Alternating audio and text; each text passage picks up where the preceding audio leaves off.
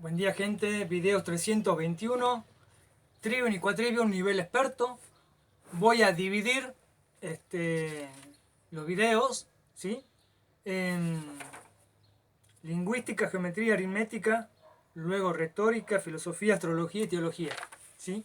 El nivel experto. Bien, tenemos que entender, para empezar, que el Trivium y el Quadrivium es un sistema de enseñanza que se daba en una época donde no había tecnología. ¿Se entiende? Entonces la forma de explicar las cosas es diferente a la que uno está acostumbrado a escucharla ahora. ¿Sí? Bien, entonces estos sistemas de enseñanza se iban enseñando, ¿sí? A medida que uno es chico, niño, bebé. ¿Sí? Había cierta forma de enseñanza y iba subiendo nivel como es hoy por hoy, ¿sí? Pero basado en el trivium y el cuatrivium, que es la capacidad de descubrirse, su propia capacidad del intelecto, de la emoción y demás. Bien, empecemos con trivium, el nivel experto, lingüística. Bien,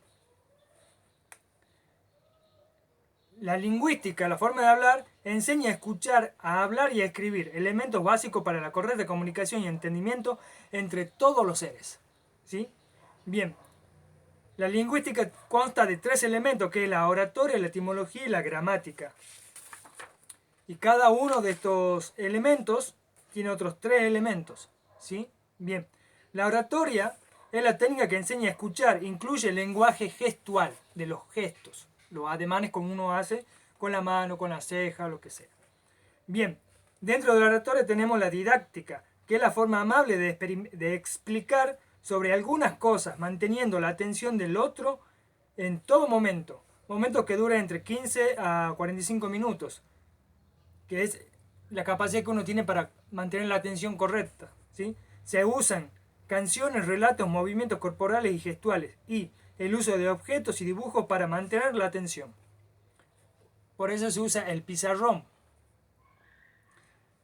donde el que imparte la didáctica comienza explicando para qué sirve la enseñanza y cuál es el objetivo y beneficio que se desea conseguir, terminando y poniendo en práctica esas técnicas, repitiéndolas para reforzar el aprendizaje y ganar experticia. ¿Sí? Bien, todos nosotros hacemos algo porque tenemos que encontrar un beneficio, porque si no hay beneficio no lo hacemos. Eso es todo ser vivo. ¿Sí? Entonces, lo correcto es que se explique, esto te sirve para esto otro. Voy a enseñar a usarte esta técnica, ¿sí? Vamos a hacerla siempre juntos. Vamos a hacerla, ¿sí? Y vamos a aprender cosas que son importantes, ¿sí? Bien, en la escuela te dicen que vos tenés que estudiar para conseguir un trabajo, ¿sí? Entonces la lingüística, en la forma didáctica, tenemos que decir esto para aprender a comunicarse correctamente entre nosotros, usando correctamente el lenguaje, la escritura, los gestos, ¿sí? Y esto, el beneficio es que te das paz interior, paz a todo, se habla del beneficio. Para que el niño tenga el deseo y la motivación de hacerlo, como cuando vos le presentas un juego, ¿sí? Si no le explica cómo sirve el juego, como que no presta atención. Bien, el objetivo de la didáctica es enseñar a escuchar con atención lo que dice el maestro, así como lo que dicen los otros, incluidos los compañeros, escuchando a todo el ruido alrededor de los corazones, alrededor, por ejemplo, de los corazones, el viento, etcétera, los pajaritos. También el movimiento de todo alrededor de los que están ahí en la clase y los gestos de todos los presentes, enseñando cada cambio a medida que se gestan. ¿Sí? Es decir, que no es de conectarse al mundo, es conectarse al mundo, ¿sí? A lo que te rodea. Porque para vos, para dominarte, te excluyen, te sacan de tu hábitat y te ponen en un zoológico. ¿Sí? Entonces, para que vos te des cuenta que estás en un zoológico, necesitas saber cómo es tu entorno, qué es lo que te rodea. ¿Sí? Bien, dentro de la didáctica tenemos la redacción o redicción y la prosa. Bien, es explicar la redacción o redicción de volver a decir, es explicar con sus palabras o escrito o dibujo todo lo que entendió sobre lo que fue explicado por el maestro. Es la correcta oportunidad para corregir y reforzar lo enseñado. También para hacer las preguntas, para resolver las dudas o ampliar los conceptos. No es una prueba, ¿sí? Es explicar lo que vos entendiste con tus propias palabras, ¿sí? Entonces, el niño va a empezar a hablar, no va a decir tal cual porque no le estudia de memoria, ¿sí? Pero tiene que entender el concepto. Y vos como maestro, ¿sí? Como enseñante, decís, mira, es un error porque no es así, tus gestos me están diciendo que no lo entendiste, darte cuenta, delante de toda la clase, no para hacer burla, sino dense cuenta, reconocer cuando alguien no entiende, hay que explicar. Bien, tenemos la prosa. Es dar lo aprendido en forma correcta usando las propias palabras, escritos, lemas, canciones y gestos. Es decir, que yo te digo que me digas lo que aprendiste, lo que te acabo de decir, me lo digas con tus propias palabras. ¿Sí? Bien, una vez que lo entendiste, ahora hacelo en prosa, es un canto, un lema, ¿sí? A modo de que se fije, pero es tu lema, no el que yo te doy como maestro. Es usando tus propias palabras, tu propio entendimiento. ¿Cuál es tu propio lema? Y es el que te va a acompañar como memoria a los retos de toda tu vida. Es muy importante entenderlo esto, que el propio niño ponga el conocimiento con sus propias palabras y no con la tuya, ni con la de él. Bien, dentro de la prosa tenemos, es una nota a pie de página, es la eufonía épica. Esto de la eufonía épica está relacionado con el bien sonar o dicho armoniosamente, es hablar con armonía. Se narra lo aprendido usando un breve canto lema a modo de símbolo que desencadene la memoria con solo escucharla. Es decir, si yo te hablo del mundo tengo que hacer gesto, un baile, ¿sí? Pongo todos mis sentidos, ¿sí? En recordar eso, ¿sí?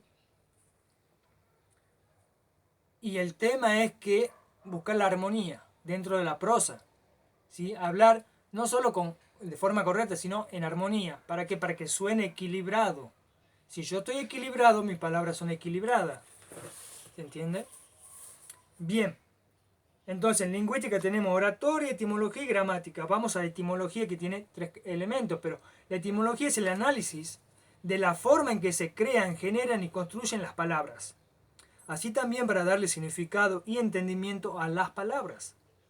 En didáctica se enseña la correcta pronunciación. En etimología, su construcción. Se identifica sonoramente cuáles son las raíces y los complementos de las palabras, su origen sonoro en hechos o símbolos, su uso en determinados contextos y cuándo no usarlas. Entonces, dentro de etimología, ¿sí? Tenemos prosodia, palinodia y rapsodia, ¿sí? Entonces, la prosodia enseña la pronunciación y acentuación, la forma de los labios al hablar, el movimiento de la lengua al hablar, el tono sonoro y la respiración, ¿sí? Entonces, no podemos hablar, aún hablar gritando, necesita un ejercicio de respiración, ¿sí? Es lo que me falta a mí, por ejemplo, por ahí me quedo sin voz, muchas veces por la falta de respiración. Bien, la prosodia da paso a la palinodia. ¿Qué es la palinodia? Corrige la prosodia, la pronunciación, a través de la repetición, cantando las palabras para alargarlas y así hacerlas más entendible. Es decir, palinodia. Entonces yo te la canto para que a vos la puedas entender bien, ¿sí? Y luego la pronuncias como corresponde. Palinodia o palinodia. ¿Se entiende?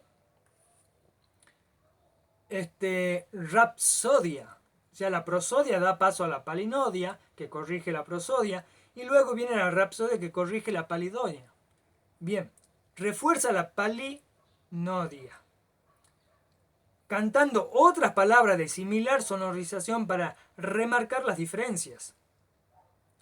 Improvisando usando una palabra dentro de algunas frases coherentes y desarmónicas, para estructurar la fonética del conjunto, palabra y contexto. ¿Sí? Entonces, vos le tenés que dar el frío y que conozca el caliente. La forma correcta de hablar y la forma incorrecta de hablar. ¿Sí? Cuando uno se da cuenta de la diferencia, ¿sí? La entiende mejor. Por ejemplo, yo todo lo que entiendo es por el contrario, porque no hay un ejemplo positivo al cual seguir. Entonces me baso en un ejemplo negativo para crear yo un ejemplo positivo. Bien, entonces Rapsodia, Palinnodia y Prosodia, Palinnodia y Rapsodia, ¿sí? Las tres forman el epigrama, ¿sí? Es una nota a pie de página. Se crea una frase armónica que usa las palabras que se está estudiando. Por ejemplo, las palabras estas que te estoy diciendo que tal vez jamás las escuchaste, como prosodia, palinnodia y rapsodia, ¿sí? Entonces vamos a usar estas palabras, por ejemplo, a modo de canto lema, y se le suma de igual forma frases que llevan el mal uso de la palabra y la conclusión pertinente. Así se forma una pequeña narrativa o leyenda que explique el uso correcto y pronunciación de las palabras. Hacer esto con cada palabra analizada, reforzando lo aprendido y llamando a la memoria, ¿sí? Por ejemplo, rapsodia es usar una palabra en un contexto diferente, ¿sí? Es decir, yo no puedo hacer una rapsodia de amor. El contexto no es el correcto, porque la rapsodia está relacionada con la forma de pronunciar las palabras, la correcta forma. No tiene nada que ver con el amor. Entonces, mucho de lo que vemos en este mundo mezclan conceptos y ahí cuando nos pierden, ¿sí? Bien, vamos a gramática. Gramática explica la correcta composición y construcción de frases completas. Ya no es una palabra, ya son un conjunto de palabras que forman una frase. Su análisis estructural y de significados según en qué parte de la estructura esté la palabra. Hace uso de técnicas de escritura y caligrafía, ¿sí? Caligrafía como el acento, signo de puntuación, ¿sí? Bien, entonces, dentro de la gramática tenemos la fonética, la semántica y la sintaxis, que forman la narrativa. Bien. Entonces, lingüística de la lengua. La gramática es la escritura. La etimología es la palabra y la gramática es la escritura, ¿sí? Entonces, la fonética. Ya con la oratoria y etimología, ahora se enseña a escribir esos sonidos usando diferentes técnicas que usan un sistema simbólico conocido y aceptado por todos. Es decir, que cada sonido se le asigna un símbolo conocido como letra, similar a las notas musicales, lo que se conoce hoy por hoy como el abecedario. Por eso hay tantos abecedarios en el mundo, el abecedario inca, el abecedario védico, el abecedario celta, en fin. Teniendo en cuenta otro sistema de símbolos que complementen el sistema de base, el fonético, para darle más sonorización, intensidad, tono, timbre, tiempo o duración. Son los puntos suspensivos, todos los corchetes, los acentos, las diéresis, ¿sí? Así se escribe lo más fielmente posible al sonido con la letra y la palabra.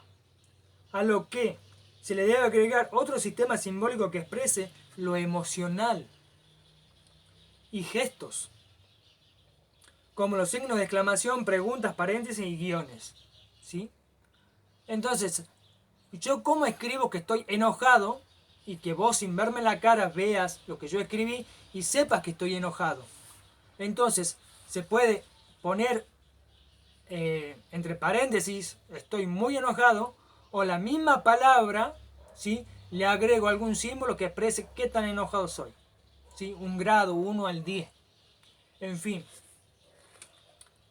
Una vez hecha la fonética, ¿sí? Pasamos a la semántica. Define las cualidades biológicas de comunicación y estructura la escritura en forma similar. así como es mi biología, así tiene que ser la forma de expresarme a través de la escritura, de la lengua, ¿sí? Porque yo no soy un robot, yo no puedo hablar como habla una computadora, yo tengo que hablar como un ser vivo. Aquí está la parte importante. Por ejemplo, lo primero que hacemos es conocer dónde estamos. Es decir, vos te despertás en un sueño y ¿dónde estoy? Te das cuenta que estás en un sueño. Y ese sueño puede ser un patio, un jardín, qué sé yo, un paisaje, ¿sí? Entonces lo primero que hacemos siempre es saber dónde estamos. Por ende, a la hora de escribir algo, lo primero que tenemos que hacer, porque es parte de nuestra biología, es escribir dónde estamos. A nosotros nos enseñan a decir el artículo. Yo, él, Juan, está en. No. Estoy en y soy Juan. Esa es la forma correcta de escribir, que es coherente con nuestra biología.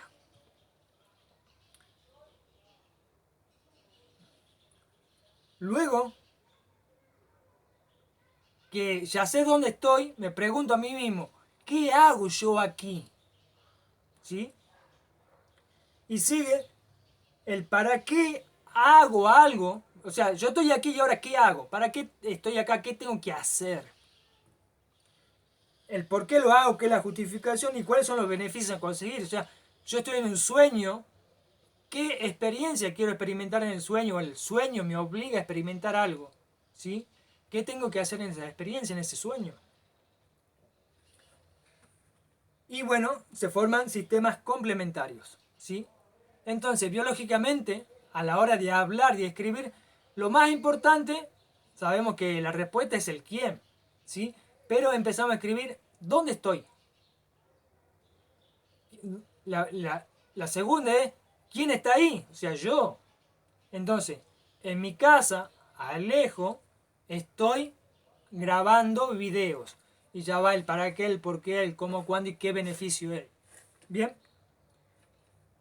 Una vez desarrollada la semántica, ya estamos en condiciones de desarrollar la sintaxis. ¿Qué es la sintaxis? Enseña la forma y modo posible y correcto de combinar, armar y reconstruir a la semántica, la estructura de la oración, para darle el significado que desea el conjunto de la oración en el contexto. O sea, esta frase tiene que estar en coherencia con toda la narrativa. Define el orden del movimiento y la combinación del sistema semántico complementario, artículo, preposición, adjetivo y posposiciones. ¿Sí? Es decir, yo puedo empezar hablando, ¿sí?, de que soy Alejo, pero aún no digo dónde estoy o cuándo. En algún momento, sí o sí, lo tengo que hacer, lo tengo que decir en la narrativa. ¿Sí? Bien, ¿qué es la narrativa? La narrativa es el conjunto de todo lo que yo hablo. ¿Sí? Hoy la narrativa es el trivium y quadrivium, estoy hablando del nivel básico del trivium. ¿Sí? Que la lingüística, la gramática, en fin. Entonces, la narrativa lírica. Es decir, una vez que desarrollamos la fonética, la semántica y la sintaxis, ya estamos en condiciones de crear la narrativa lírica. ¿Y qué es la narrativa lírica? Lírica es de la emoción, es biológico.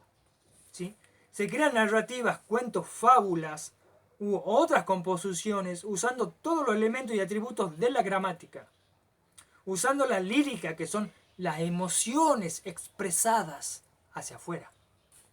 Para usar todos los elementos prácticas, retener y entender todo el contexto. Porque si yo no te doy la emoción, vos perdés interés.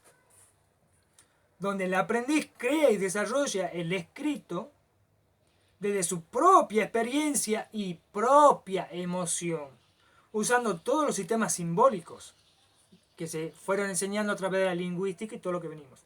A la vez que lo narro en voz y gestos para sumar y o restar significados. Es decir, Yo hago la narrativa, pero no es para mí. ¿Qué significado tiene si yo la tengo acá? Si yo la voy a escribir es para contarle a alguien, explicarle, narrarle, ¿sí? Vos ves una película, ¿para qué? Te la queda para vos, ¿sí? Pero terminas contándole, yo vi una película que pasó esto, tan, tan, ¿sí? Pero, ¿qué es? Acá en el sistema prusiano te roban la emoción. En lo que está escrito no hay emoción, todo es mecánico, ¿sí? Hay que ir a la escuela, ¿sí? Vos podés poner emoción, pero si vos pones emoción te desaprueban el examen, ¿sí? Pero ¿qué es lo que pasa? Vos te guardás la emoción, te retenés, te sentís oprimido, es como que guardás una mochila muy pesada de toda la emoción que te frustra y no la puedes sacar. Entonces, a medida que vos vas escribiendo, vas sacando esa emoción. Hay muchos que hacen eso, hacen curso de eso. Sacar la emoción desde niño. No me gusta la escuela, pero tengo que ir. Porque mi papá me lo dice, pero yo no quiero. ¿Sí? Está bien. Hay que permitir eso. Aceptar que el niño escribe que no le gusta la escuela por tal motivo. ¿Sí? En fin. Pasamos al video siguiente con la geometría y luego con la aritmética. Nos vemos.